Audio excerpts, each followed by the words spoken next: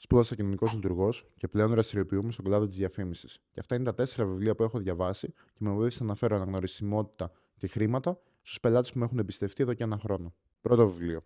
Sell Like Crazy του Sabri Subi, ιδιοκτήτη του μεγαλύτερου digital marketing agency στην Αυστραλία.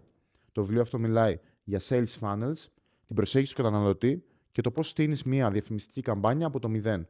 Αν θέλει να μάθει πώ απέκτησε αυτό το βιβλίο δωρεάν, γράψτε μου στα σχόλια το τίτλο του βιβλίου. Δεύτερο βιβλίο. Ξεκινήστε από το γιατί του Simon Sinek. Ένα από του πιο επιδραστικού σύγχρονου στοχαστέ τη ηγεσία και του management. Το βιβλίο αυτό είναι δεδομένο για όποιον θέλει να μπει στον κόσμο του επιχειρήν, αλλά και για αυτού που βρίσκονται ήδη.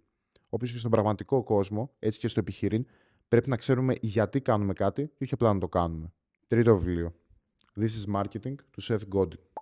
Το marketing βασίζεται στην συναίσθηση, το συναισθηματικό μόχθο και τη γενεοδορία. Ο πατέρα του σύγχρονου marketing σε αυτό το βιβλίο μιλάει για το πώ οι τωρινοί επαγγελματίε του χώρου δεν χρησιμοποιούν του καταναλωτέ για να λύσουν τα προβλήματα τη επιχείρησή του, αλλά χρησιμοποιούν το marketing για να λύσουν τα προβλήματα άλλων ανθρώπων.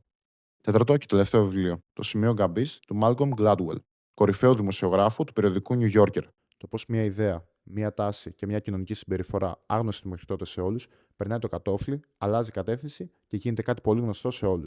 Αυτό είναι το σημείο καμπή. Και διαβάζοντα αυτό το βιβλίο, είσαι ικανό να καταλάβει κάποια trends πριν γίνουν πασίγνωστα σε όλου.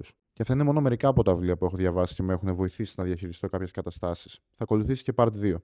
Μέχρι τότε, αν έχει κάποιε προτάσει κι εσύ, ενημέρωσέ με στα σχόλια.